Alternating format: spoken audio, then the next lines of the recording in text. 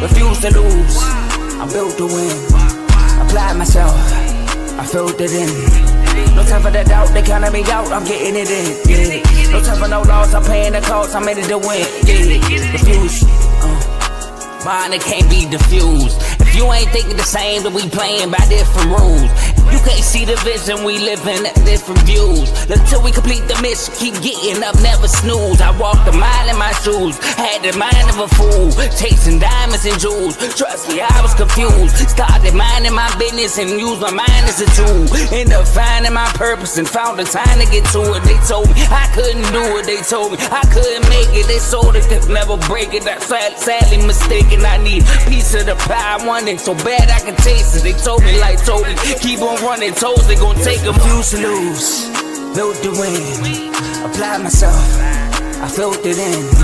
No time for the doubt, they counted me out, I'm getting it in. Yeah. No time for no loss, I pay for the cost, I'm winning to win. Yeah. Refuse to lose, I'm built to win. Apply myself, I filled it in. No time for the doubt, they counted me out, I'm getting it in. Yeah. No time for no loss, I'm paying the cost, I'm in it to win. Yeah. Refuse. Welcome back to CTC. I'm your gracious host, Carl, and I'm back with another episode. And today, we're going to be talking about this week in college football, week 10. It was an exciting week. Went 8-5. I went 3-1 in Conference USA, weekday Conference USA, which was just great for my morale. But now Conference USA is over as my action starts today. But my Saturday's been kind of hot, but I wasn't too hot. I went 5-4 Saturday. I did leave y'all with some advice, though. I did leave the show saying that Georgia Tech was on upset alert. And if you follow me on Twitter at ADI_Carl, I said that Georgia Tech was going to get upset by NC State. So I did get that going. But we have five upsets to talk about. But before we do all of that, I like to ask that you like, comment, share, subscribe. It helps the channel, helps the network. It helps my channel, CTC, by way of the Refuse to Lose Network. Now, like I said, we are a network. So we have multiple shows. We have the main show featuring Joe, Dave, and Tomo, which they will be live today at 8. They're normally live between 7 to 8:30, but they will be going live at 8. We have Unfazed, who will be going live tomorrow. They normally go live on Tuesdays at 9 Eastern, 8 Central. That's featuring Joe and AJ, but they will be again live tomorrow. We have BWT, Baseball with Teddy. The season is now over. Congrats to the Los Angeles Dodgers. Congrats to Shohei Ohtani on winning the World Series. We have FFC, Fantasy Football with Coach Coombs. He went live this morning. Week 9 is over in the NFL. Week 10 starts this Thursday, so make sure y'all tune in, get some fantasy football advice. We have Dave's Doghouse, highlights and lowlights of sports. We have RBO featuring Vaughn, NBA show. We have In the Red Corner, who went live this past Sunday, so make sure y'all check them out. That's featuring Ty, Ricky, and Tomo. And that's all the shows I believe we have on the network. So if you like what you're listening to, please like, comment, share, subscribe, and stick with us. Shout out my boy Teddy Comedy. Says, what up, my guy? What's up, Teddy? We'll be talking about y'all game that happened. So tune in, stay tuned for that. But let's get into it, man. We're going to have to start off with the upsets as we always do. This week in college football, week 10, we start off with upsets. And the first upset we're going to talk about is Texas upsetting Vanderbilt at home. And again, for you that say, well, Texas was the favorites, we're not going off the books. These are upsets based on the college football rankings, which also, side note, College Football Committee releases their rankings today. So when I do poll talk in the next episode, when I talk about them action, that'll be based on the AP poll. I will probably release a short or talk about the committee polls in a separate video. So just wanted to get that out there. The committee releases their own polls tonight. So just FYI. But first upset, like I said, Vanderbilt 31.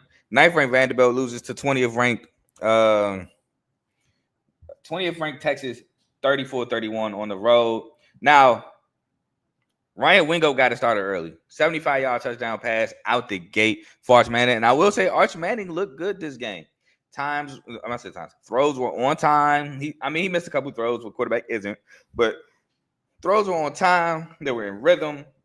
I liked what I saw from Arch Manning in this game. I wish I could see it more consistently, but I did like what I saw from Arch Manning in this game. But Diego Pavia on their opening drive, he fumbled the ball, and Texas recovered. Texas defense, honestly, that first half was stifling. They was all over Pavia. He had no way to run. They would get a couple first downs, but then Texas defense will bow up. It wasn't even like bend don't break. It was like, all right, you got a first down here and there, but you can't sustain the drive against this defense. They cannot sustain drives against this defense. It was a Rubik's Cube for Pavia to figure out. So, but he did end up getting a touchdown pass to Eli Stowers before the half, making the score 24-10. Texas would go up 34-10 before Vanderbilt, the last three drives, would score touchdowns. Well, not last two drives, but they would score 3 touchdowns in the last quarter. But wasn't enough. It was a little too late as Texas would hang on to win 34-31. Like, I think the final score doesn't indicate how dominant Texas was in this game. Texas was dominant on both sides of the ball all game. Like I said, they were able to score 21 straight points to make it a 3-point game, but it was, like I said, a little too late. But like I always said this as well, when you're going against Vanderbilt and Pavia, you have to force turnovers. If you allow them to just not turn the ball over, Pavia is running all over you. He's making the incredible play. They're a tough team to beat. They are Pavia driven. He's the engine that makes that team go. When they lost to Bama, he had turnovers. He had that major turnover in the red zone led to that 9-10 minute drive by Bama. You got to figure out a way to turn the ball over. And I said it, Texas defense does have the capability of turning the ball over, and which they did. So, great win for Texas. It's kind of, I mean, this game shows why they're ranked. I still stand on what I said in the previous weeks. They did not deserve to be ranked prior to this game. I think this game, to me, should have been the game that made Texas ranked. But nonetheless, great win for Texas. We'll move on to another upset.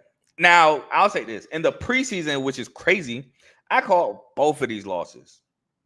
Miami, 10th ranked Miami, loses to SMU on the road, 26-20 in overtime. And it's crazy. I called the Miami loss to SMU and the Miami loss to Louisville in the preseason. But I just saw a little different things than what I thought, and I fell for it. I fell for how Miami was playing. But Miami would start with a JoJo Trader touchdown, welcome back touchdown. He scored, but then JoJo Trader would drop a pass leading to an SMU interception, which that interception would lead to an SMU touchdown. So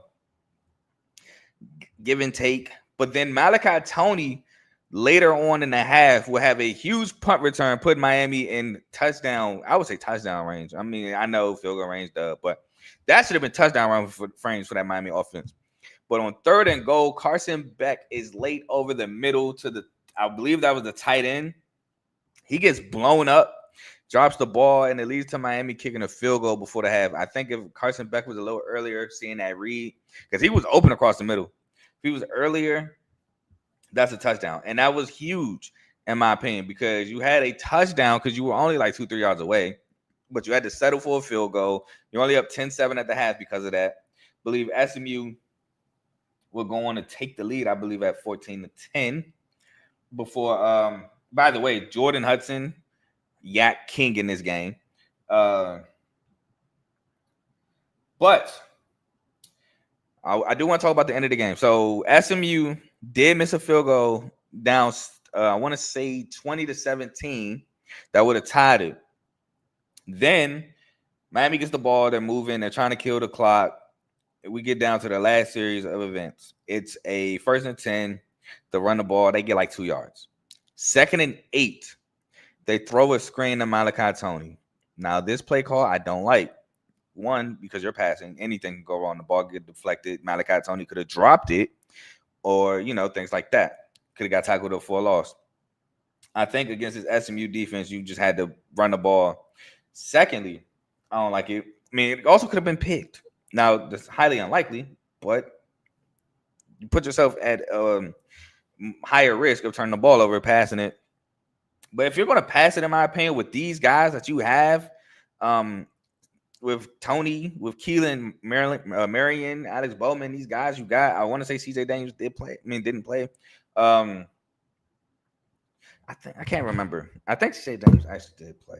I think he did play, but Keelan Marion just had a big game. JoJo Trader, at least throw something like some shallow crosses or maybe a hitch, something like that if you're going to throw the ball. I don't like that east-west stuff when you're trying to kill the clock. You got to go north and south. So that was a stagnant play. It comes down to 3rd and 8, and they throw a deep ball. And I will say this. That should have been a PI on that deep ball. Or at the very least, a defensive hold. And that should have been offset in penalties, but they end up calling it just a hold on the offense. No defensive hold, no defensive pass interference. So they declined to obviously make it 4th and 8, and the clock is stopped. So they saved that timeout on the top end of the 2-minute timeout. So SMU is looking good. They get in field goal range. They tie it, send it to overtime. And this is where Carson Beck raises his ugly head. He throws an interception in overtime. SMU drives and takes the lead, scores a touchdown in overtime, which they didn't even have to do that. They could have just came out, immediately kicked the field goal and won it that way. But I get it. You don't want to put the game on the kicker. Let's run it. Let's try to be aggressive. Let's try to win it. And then if all falls short, we'll kick the ball. And SMU upsets Miami. And Carson Beck, man, said it in my preseason.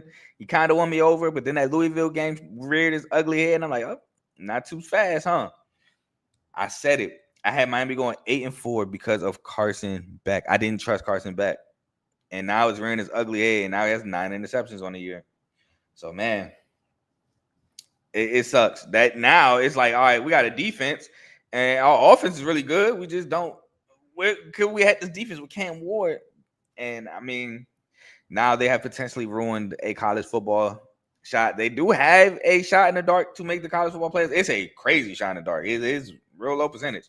But they were in control of their own destiny, and in 3 weeks, 2 games out of 3, they ruined it. But we got to move on to another upset, one I didn't see coming. West Virginia upsets Houston 45-35. And Houston, 22nd ranked Houston, man. Turnovers is the name of the game in this one as well. West Virginia did a pretty good job protecting the football. Houston, they had, 4 turnovers in this one. They had the muff punt.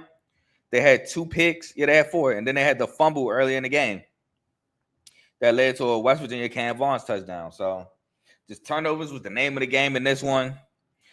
Stephen Fox, he had a pretty solid game. He's made some big plays. He had that big run late in the second half to put them up. That pick 6 by Connor Wegman absolutely hurt Houston, driving down 3, put them back down 10. So that was a killer, that pick 6. The muff punt, you finally get a stop. You're down 10. You're trying to make it a 1-possession game. And let me not say muff punt, because the punt returner didn't muff the ball. He was calling Peter, poison, whatever you say, or he was signaling to get away.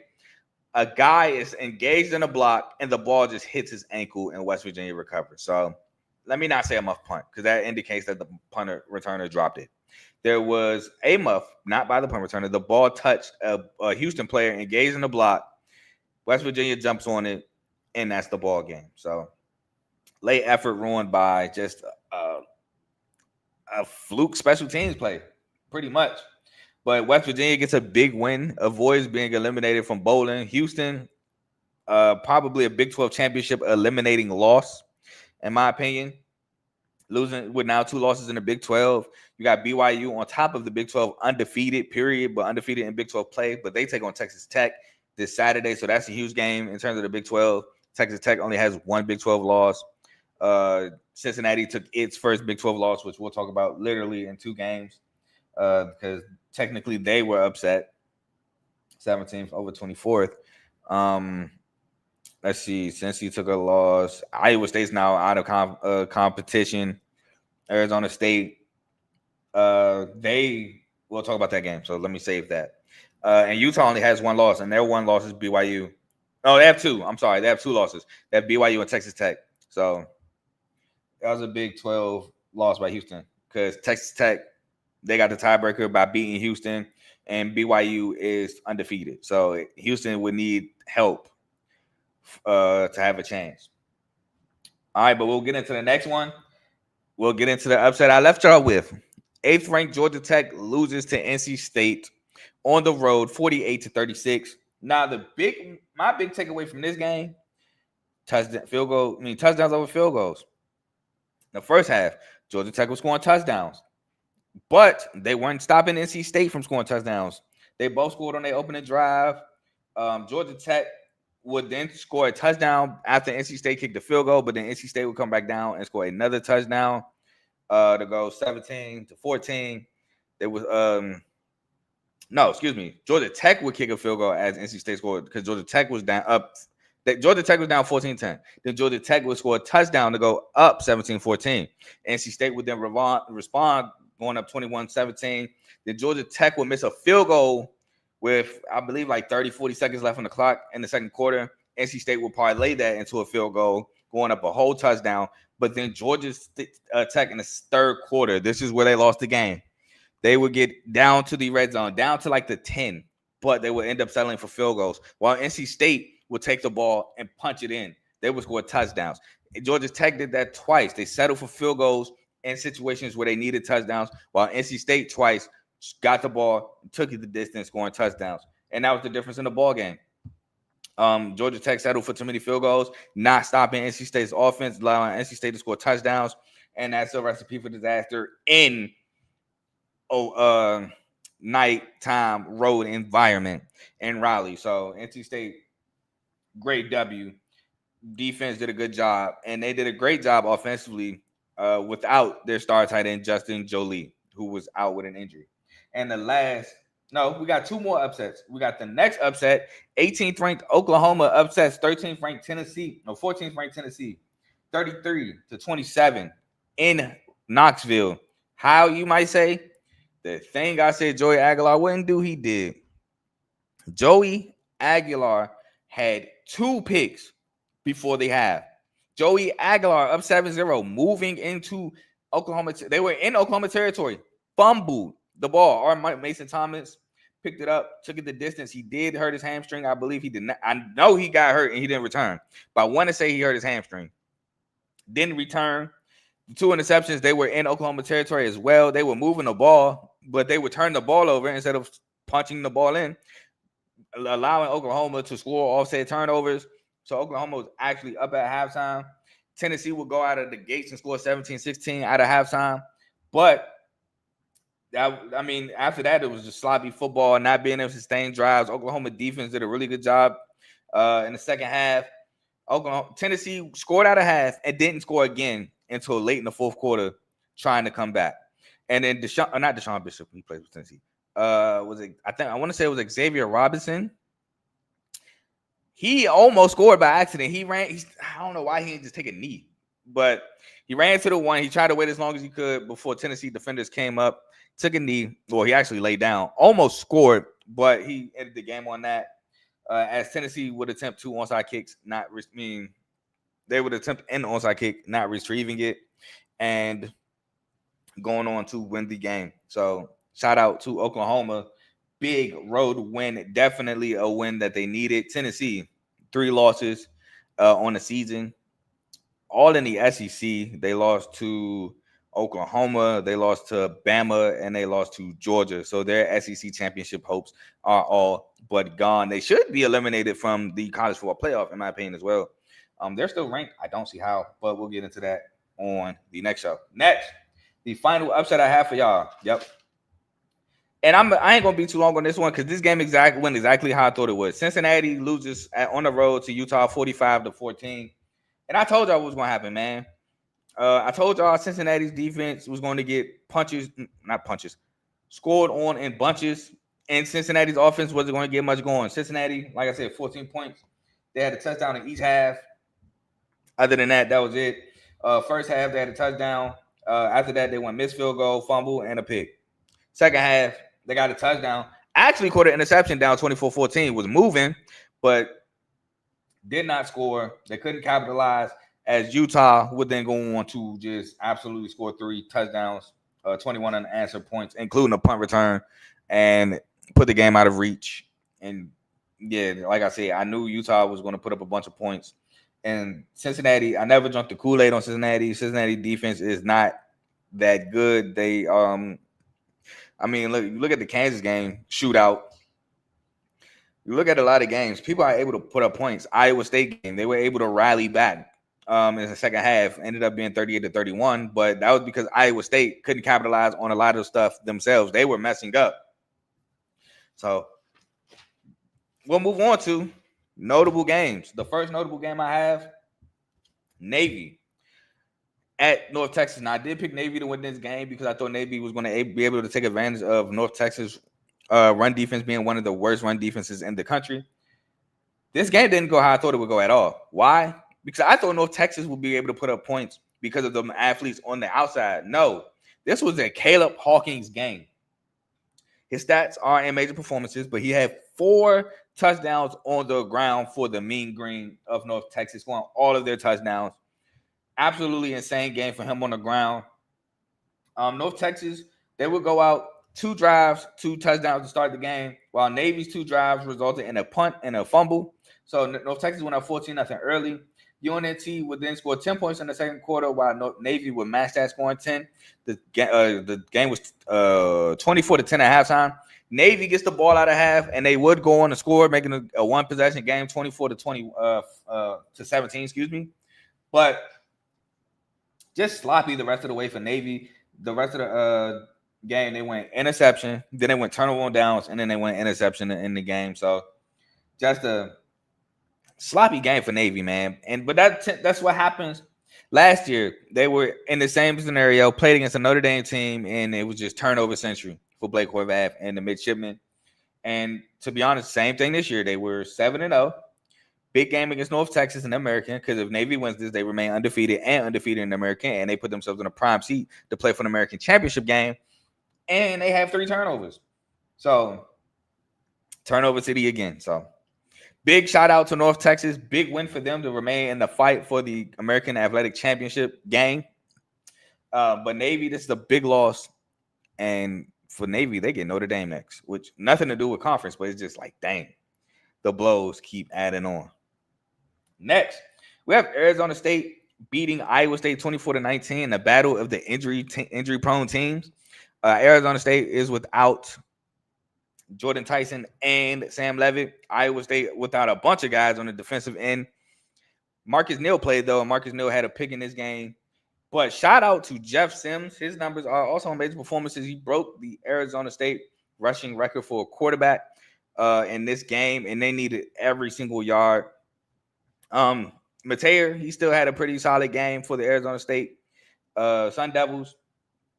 But they did a pretty good job of matching Iowa State. So Iowa State would strike first with a field goal. Then Arizona State matched it. Then Iowa State scored a touchdown later in the game. Arizona State matched it before taking the lead of their own with their touchdown.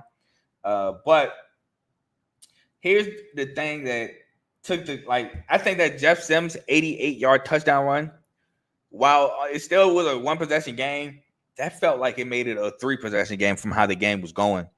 Iowa State, they would be able to move the ball. They actually got it to as close to the 2-yard line, but had to settle for a field goal. But then on a drive to take the lead and win the game on 4th and 5, Chase Sewell just falls 1 yard short of the first down, gains 4, needed 5. I think he felt like somebody was behind him, so he wanted to catch the ball and back into as many yards as he can get, and fell 1 yard short.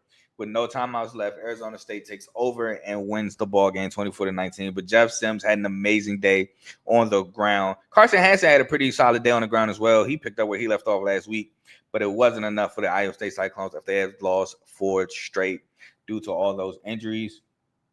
And the last game I want to talk about, that's a notable game. USC goes on the road in the nighttime environment in Nebraska and wins 21-17. Now, I will say this. I do, and prayers up to Dylan Raiola. I do feel like if Dylan Raiola did not break his fibula in that game, Nebraska wins that game. I'm sorry, USC fans. I'm sorry, Teddy. But that Nebraska offense was super stagnant once Dylan Raiola was out that game. And USC knew they're going to try to run Emmett Johnson as much as possible because they do not want this true freshman quarterback passing the ball. If Raiola was in that game, I feel like the mix of running pass that they had against USC, they would have put up more points to 17. Because Raiola went out, they were still up 14-6. And USC, although they got some big runs by King Miller had an excellent day on the ground. Could not really move the ball passing. That Nebraska pass defense had a great day against Jaden Maiava. 0 touchdowns, 1 pick. Nebraska defense, however, against King Miller in that run, would like to forget that day. King Miller was gashing them to the point on like a long fourth. I think it was like 4th and 5, 4th and 4. Lincoln Riley ran the ball to him. Nebraska stopped it, but that's how much confidence he had against that run game, against that Nebraska defense. But once USC tied it at 14-14 with Raiola gone, Nebraska did get a field goal, but USC scored a touchdown, and the late game heroics by Nebraska. They tried to go, they had to go for it on 4th down. They ran it, however, and Emmett Johnson did not get enough, and USC took over on downs to win that ball game. But it was still a great ball game nonetheless. Like I said, prayers up to Dylan Raiola, but I do see that game going differently if Raiola was able to finish. Now, we do got a couple games to mention. I believe 4. First game I want to mention is the world's largest cocktail party. Georgia beats Florida 24-20. Florida, controversial missed catch on 4th down late in that ball game down the field. Some say it's a catch, some say it isn't. Hey, man, calling the field is not a catch. Georgia then goes down to score, up 24-20. Then they ice the game on a Gunnar Stockton run. He takes a knee 2-3 yards short of the touchdown. Gamblers are pissed. Whoever took Georgia -7.5 or -6.5, whatever it was, either way, did not cover. Smart football and the gambling does not go hand in hand sometimes. Next, Texas Tech absolutely dominates the second half against K-State. 43-20 is your final there. K-State has been playing a good ball of late, but it does not matter. Texas Tech is one of the elites of the college football season. Defensively, very elite. Jacoby Williams had a day on the ground for the Texas Tech Red Raiders. As they move on, like I said, to face BYU next week, or this Saturday, East Carolina absolutely dominates Temple 45-14 to keep pace in the American Athletic Conference. They are 2 losses in the conference, so they're not in control of their destiny. They are looking for some help, but they do play some big teams later on. But that Tulane loss does hurt, as Tulane took a loss to UTSA on Thursday night. And the final game I wanted to talk about was Fresno State absolutely dominating Boise State 30-7 on the road to keep pace in the Mountain West. Big loss for Boise State. Also, UNLV losing to New Mexico was big because they could have, although Boise State owned the tiebreaker, could have tied them in the conference. Now, still a game and a half behind Boise State because the tiebreaker is not looking good for my UNLV Mountain West Conference Championship pick, as San Diego State is still undefeated in conference. And it looks like they're not slowing down as they beat Wyoming 24-7. Now, we'll move on to the last segment. Major performances, and then I'll get up out of here because we do have matching at 7. And we have a big game I have to talk about, so I have to do another episode. But we got a lot here on major performances, and then we'll sign off. So let's get everything ready. Oh, and shout out Arizona State for making a bowl game. Do want to shout them out for that. They did make a bowl game. But first person we have on here is Nick.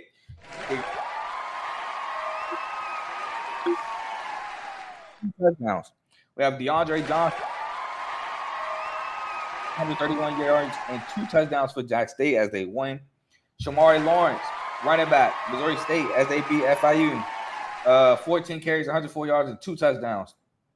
Antoine Roberts, running back, Marshall, they did lose to Coastal Carolina 15-134. Actually, let me check that. Let me make sure I'm correct there. I want to say they lost, but they might have beat Coastal. That game was Thursday night, and I can't remember if they won or lost. Let's see.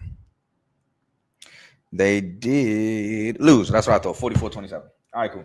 Owen McCown in a win against Tulane, went 31 of 33, 370 yards and 4 touchdowns for the quarterback out of UTSA. David Amador, wide receiver, UTSA, 10 catches, 113 yards, and 2 touchdowns. Clay Tavinian, running back, Louisiana Tech, 11 carries, 143 yards, and 3 touchdowns in a win against Sam Houston, who's still winless. Next, we have Kawan Lacey, running back, Ole Miss, 24 carries, 167 yards, and a touchdown in a win against South Carolina. Julian Sayin, quarterback, Ohio State, 20 of 23, 316 yards and 4 touchdowns in a win against Penn State. We got Carnell Tate, wide receiver, Ohio State, 5 catches, 124 yards and a touchdown. Jeremiah Smith, wide receiver, Ohio State, 6 catches, 123 yards and 2 touchdowns. We have Kalen Black, running back, Indiana, 14 carries, 110 yards and a touchdown as they put up 50 and beat up Maryland. Eugene Wilson, the third, wide receiver, Florida, 9 catches, 121 yards and a touchdown in a loss against Georgia. Haynes King, quarterback, Georgia Tech, 25 of 39, 408 yards, 2 touchdowns, a pick, but 20 carries for 130 yards and another 2 touchdowns on the ground in a loss against NC State. CJ Bailey, quarterback, NC State, 24 of 32, 340 yards, 2 touchdowns, 5 carries for 34 yards, and another touchdown in a win against Georgia Tech.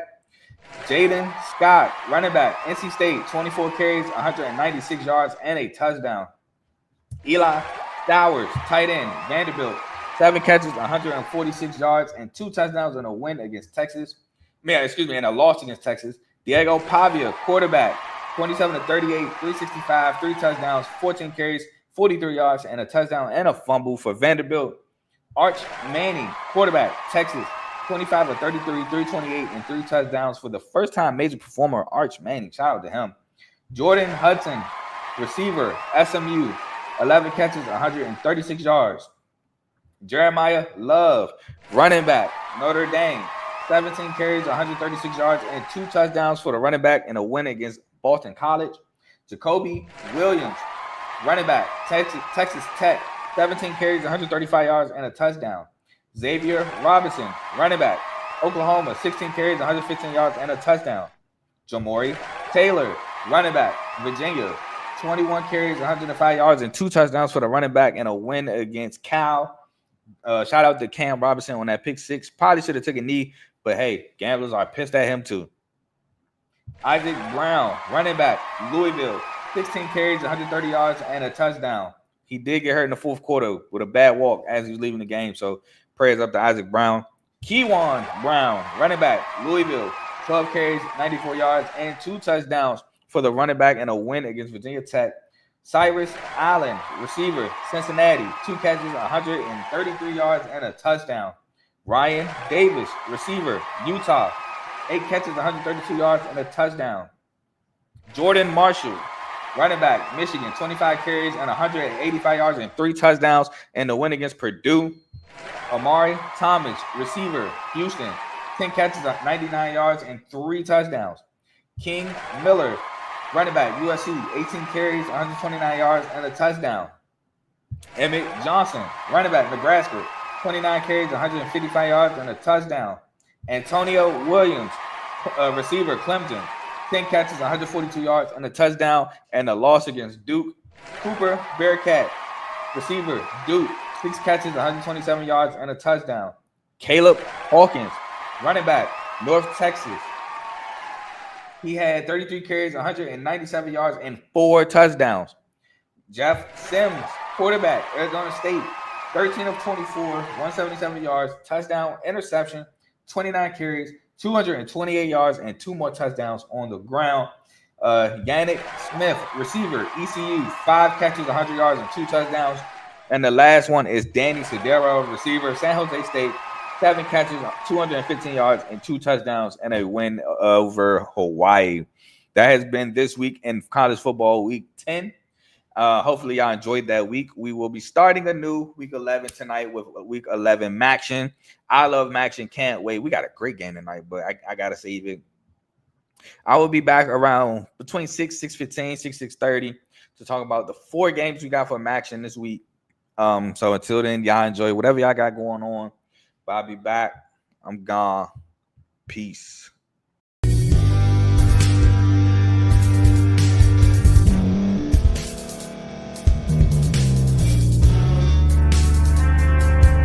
Thank you for staying to the end. If you're watching this on YouTube, please like this video, subscribe, And also hit that notification button so you can be notified next time we put out a video. If you're listening on any podcast platform, subscribe and hit that notification button, y'all, so you can be notified we put out another podcast audio. And last but not least, hit that share button. No matter what you're listening to or watching it, hit that share button and send it to somebody that you know that would love to watch this episode you just listened to. So once again, thank you for staying to the end, and we'll see y'all in the next episode.